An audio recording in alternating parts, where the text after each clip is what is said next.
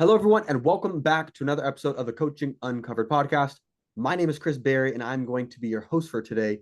Joining us, we have Paula Rauenbuehler. How are you doing today, Paula? I'm doing great. How about you? I'm doing great, enjoying my time after Christmas, and I'm excited to chat a little bit about some coaching businesses. So, Yeah, definitely. before we jump into the questions about your business, could you just give everyone that is watching or listening an understanding of what you coach people on?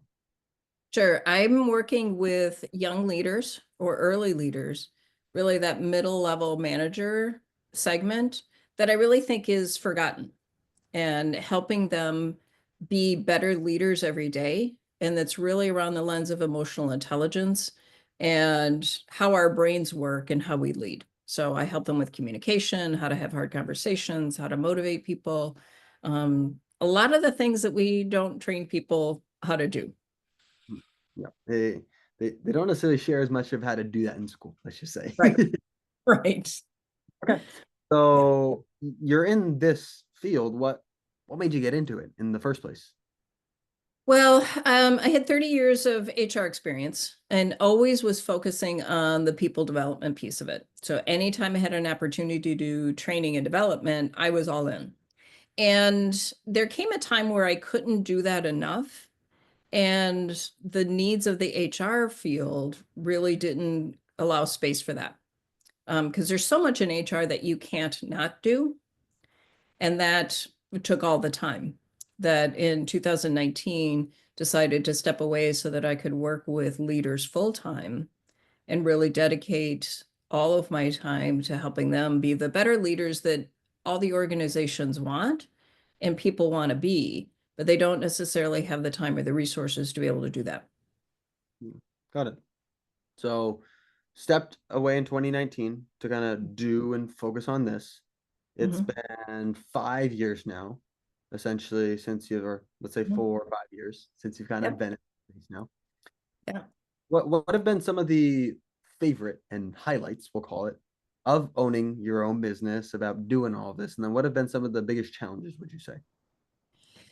I think the highlights are always going to be working with the clients.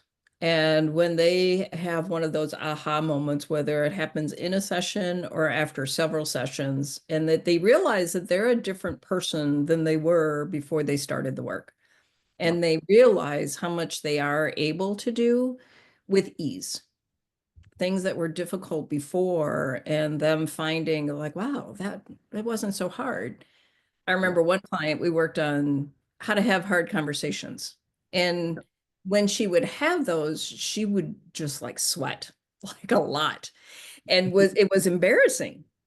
And Mhm. she hopped on a call after, we worked on that. She says, I had the conversation and I didn't sweat. She was able to have a quality conversation, maintain her composure, and be the professional that she knew herself to be. But we needed to do some of that work before to help her think the right thoughts and feel the right feelings in order for that to be the outcome. And that was just, yeah, they say goosebump moments. So that was a goosebump moment for me that is like, I'm so glad that she was able to learn that and then be able to have those conversations with more confidence and competence. Absolutely. So Yeah. highlights is working with people, seeing the results, and just seeing that transformation. I mean, that's why Yeah. we got into this, because we're obviously so passionate about the things that we coach on, and then seeing people go from where they were previously to now, the new version of them is like, oh, it's awesome. Yeah. Yeah. I So like you it. asked about challenges. Probably all the things that they don't really tell you about starting your own business Mm, and having to work on your business and not just in your business. So the clients obviously is working in my business. I think one of the challenges has been just all of the things that you need to do to work on your business. So it's the mm, logo design and what room are you going to be in, and just how much time it takes to get those clients. I think that's mm, probably been the most challenging, but growing through that, because obviously I started, I don't know, 6 months before COVID. yeah. So that threw a wrench in things. But that also gave me the time to really craft and better define who I wanted to work with, get some more skills. And once COVID was over, I was a much better communicator in what I did Yeah. and with able to kind of get through those rough spots with maybe a wee bit little less embarrassment than if I were doing it in real time. So, Well, that's the biggest thing that I think so many coaches are just worried about of, oh, I want to get started, but I don't want to trip, I don't want to stumble, I don't want to fall. But even as you said, it's like it's just a natural part. I'm sure, let's say 2020 version of you doing this is much yeah. different than 2024 version of you Yeah. doing this. Yeah, definitely. Well, and one of my strategies was, and I had gotten this advice, I don't even remember who, but the early networking was in groups that I knew I wasn't going to find my ideal client in. Okay. So I could practice how I talked about my work without Mm, worrying about embarrassing myself in front of somebody who I might want as a client. So mm, the very early days, I purposely put myself in rooms that I wasn't necessarily going to stay in, but yeah. it helped me have greater ease and figure out, okay, so how do I tell people what I do? Yeah. Um, and so, yeah, there were a lot of trips and fumbles and stuff like that. But it was in rooms that it's not that they didn't matter because I do still have connections through those groups. Um, but it was a safer way for me to do that and kind of work out all the kinks. Makes sense. No, that's a really great point. Mhm. So you were talking about going into rooms to practice with people that weren't your ideal client when you first started. I'm assuming now that's obviously not the case. Now you're looking to go into rooms to where it is actually this is my ideal client. I want to go ahead and I want to generate business. So in regards to generating those possible leads, those possible prospects to eventually turn into paying clients of yours, what are the best ways that you get clients now? Is it through going into rooms like in-person events, or is it ads? Is it outreach? Is it content? How are you currently getting clients from leads, we'll say? I do a fair amount of content, and for me, that's just a give Mm, to, have people be aware of me and walk away with some tidbit. So it's worth their time to read. But really, the richest place that I've found to generate leads is consistent participation in local events. So joining a few chambers of commerce and picking their monthly events that I knew I could commit to going almost every month and mm, having them know my face, hear my story that changed a little bit each time. So it wasn't just on repeat and just having some light conversations. For me, that was the early morning ones. mm, Afternoon ones, I'm I'm an early morning person, so the 4 o'clock things are like, okay, you're getting me a little rough here. So for me, it was the early morning coffee connections, morning mingles, that type of thing, and just meeting people and having just genuine conversations and just getting to know them. And very rarely would I pitch. I would just tell them what I did. And if I had a tip for them, like before last holiday, it's like, hey, sometimes these can be a little bit stressful, those holiday conversations. Here's how you might handle it, mm. how you can have or get out of conversations if you're just not ready to have them or just managing stress. So probably at least quarterly, there was just a quick tip that they Mm, could take away so they thought, wow, yeah, they could walk away even from that. And over time, started to pick up business from it. Some was coaching, some was training, just a lot of different opportunities to speak to other groups. mm. And so it was just more organic that way. So it was a little bit more time consuming, but I think I have higher quality clients for me that truly are an ideal match for me. Got it. So going to these events, it sounds like Chamber of Commerce is one of the biggest ones that then everything kind of stems off of. Yeah. Okay. So let's say I'm a new coach. I go to Chamber of Commerce. I start having these conversations. I get some people that are like, "Hey, I like what you're saying. Let's have a grab a coffee. Let's meet on Zoom or whatever." Now you're at the coffee shop with them. You're on Zoom with them. What do you do next? What's your sales process that you walk people through that are coming from these chambers of commerce to actually turn them into paying clients? For me, it is about the match. Mm, And do they want a coach like me? And can I help them? mm, Is there that chemistry there that they're actually going to want to be able to do the work with me? Or are they really looking for a mentor or a consultant? Are they looking for somebody that's going to tell them what to do, or are they willing to do the work? And there have been times where I said, you know what, I'm not the person for you, but I know somebody who would be. And I refer them out because I think they should get the help that they need. And if I'm not the person, it's just really uncomfortable on both sides that if we continue with that. So Yeah. it is a lot of asking questions and then being able to take a look at, so for the training engagement I had, is really taking a look at so how can I modify and customize the tools that I have to fit what they need, both price wise, time wise, content wise, so that they get a personalized experience, even though it might be an off the shelf product that I have. I didn't just take it off and just present it as it was. There Mm. were modifications and those types of things. And I think with them seeing that, it was an easy yes, because they knew they were getting something that was individually for them and not just, a standard run of the mill type of a program. So it is that chemistry, it's getting to know, is it a fit? Do I have what they need? And are they willing to do the work? Clients that I think aren't ready to do the work, I will usually say now probably isn't the right time for you, because it's not easy work sometimes. And if you're not ready for it, we're just going to waste your time and your money.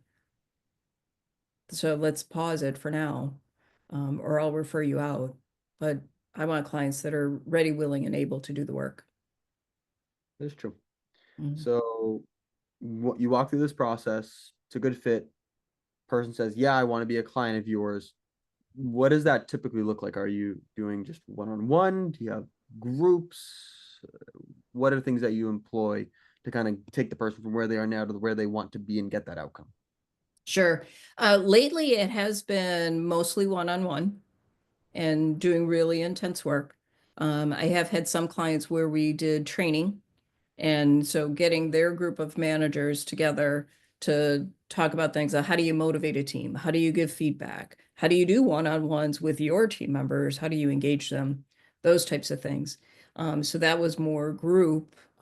Did another one where it was, a group of 80 people and doing a team building quarterly in service type of thing. And that was looking at, so how do you create a team and have a team one approach using Lencioni and helping them focus on those types of things.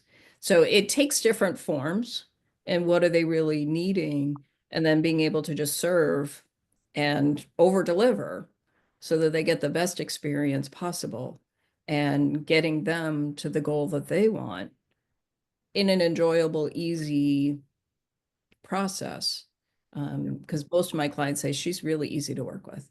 Um, you don't have to fit exactly my timeline. I can be pretty flexible with when you want to meet.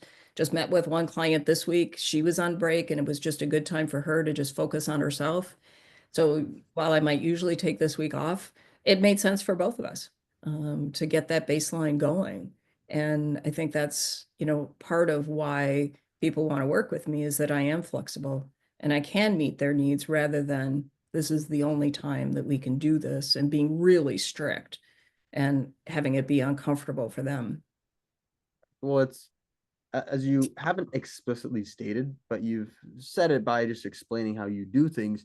It's a relationship. It's not like just my way or the highway. You need to do this or get away. It's like, no, no, like you're saying you're here, you want to be here. How can we partner together to go ahead and Right. get you there?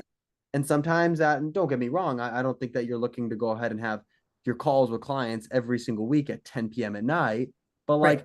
like it shows you and your character of like, look, we're partnered together. And yes, it might not always be the most perfect thing, but like we find a way to make it work and we're going to do this and get you to this end goal. Yeah, because like you said, yes, it is all about the relationship. And if they're going to be vulnerable enough to do the work, there needs to be that trust. Yeah. And I think through the relationship building and that consistent presence, I'm building trust every time I do this. And they see, okay, yes, she does show up. I don't have to wonder whether she's going to be there. I know she's going to be there. And we're building this trust that there are times where you do need to kind of go deep in a Yeah. session. And without that trust, they just won't go there. And I'll feel it, but I can't force them. Yeah. So yeah, it is that relationship, and it's a win-win. You know, having being flexible enough, but not walked over. But saying, okay, yes, I will do it one time to meet out of my normal times. But I'll be honest with them. I said, 7 o'clock at night, you're not going to get the best of me. Yeah. How can we work this? Are you open for, I've got several clients that I do 7 a.m. because it works for them. Um, and it works. So, kind of keeping those things in mind. Yeah. Makes sense. So you have all of these different things, you walk them through, you obviously have the delivery and everything. If you were speaking to 2019 version of you, just getting started, knowing what you know now, what are some things that you would give yourself as little tips of like, hey, I think you should do this or do that? I think the biggest one is having a system for when the engagement comes to a close to kind of wrap things up and Mm, not have it be another sales pitch, but mm, to help somebody reflect on where they've been and where they are now, and just encourage them to continue that growth, whether it's with me, whether it's going back to school, things like that. So since then, since 2019, I've built in kind of a closing session where we talk about recommendations and observations. mm, Here's where I've seen, and this is where I see your next growth phase is. mm. And if it's a fit for me, let's talk about how we might continue this. Or if they've, for lack of a better term, graduated out of what I'm able to serve well, again, I'll refer them out or give them some ideas of where they might take their career growth next. Um, so that they know I'm still invested in them, but I'm not always out there with my hand out. They Yeah, know it is about the relationship and it's about a win-win. And if I'm not the person, they know I'm not going to try to force fit it because that doesn't work for anybody. yeah, absolutely. Well, this has been awesome. I'm sure I could go ahead and keep talking to you for hours now. What do you do? What do you do in that situation? All that sort of stuff. So, but for the fact of time and everything, we'll go ahead and we'll start wrapping up. Um, before I go ahead and kind of do closing remarks, everything like that. For anybody that really resonated with your message of building the relationship with the person, doing this or whatever it is, let's say they resonate and they want to just get connected with you, or maybe they're like, hey, I would actually want to consider working with you, either me or someone that I know. What is the Mhm. best way for them to get in communication with you? Really, the best way is going to be email, and that's paula@leadingupcoach.com. I'm on LinkedIn fairly frequently so that they can see my posts there. But my website has all my information in there. There's a free tool on there about feedback and just kind of getting clear on how you best receive feedback to help you and how you deliver it as well.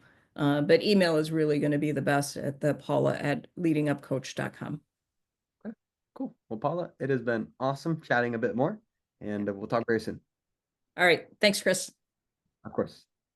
So, everyone, I hope that you were able to get as much value as I did out of this episode of the Coaching Uncovered podcast. Two things that I wanted to share as kind of like big takeaways I got. Number one is when it comes to starting in groups, right? She said that she wasn't necessarily going to groups that were her ideal client. So she didn't have that fear of whatever, because that's the hardest part so many coaches face. Like, oh, I want to do it, but like there's this hesitation or the fear or whatever it is. And if you can just eliminate the fear by like, look, even if it was a good fit, and even if I killed it, these people wouldn't buy because they don't want it. But it's ultimately just you getting the reps, you getting the iterations, and whether that be just you practicing in front of a mirror, whether it be obviously getting in front of a group of people is much different than practicing in front of a mirror. I thought that was a really great insight that Paula shared of just look, I just went in front of those just so I can get used to it. And then when I actually came to the people, then I'm like, okay, yeah, I really want to make sure I perform well. She was already polished. She'd already done it a bunch of times. She had that understanding. So that was one of the biggest things that I took away. And then the second thing, like she said, at the very end, it's about the relationship. It's not just about just trying to sell, sell, sell. And one thing I want to say with a caveat too, if you notice at the end, she talked about the closing kind of meeting, the closing remarks, the ending of the process of the engagement. where you do invite them to continue working with you, because also when you truly believe, like, I know I can get someone results, I know I can help guide you to that next step, why wouldn't you go ahead and you at least offer it to them? I'm not saying you have to like hold them down and say, buy my program, but ultimately it's just having that conversation. Like, look, here's where you started, here's where you're now. Like, what are your goals? Like, where do you want to continue going? Okay, got it. And even she mentioned another thing too.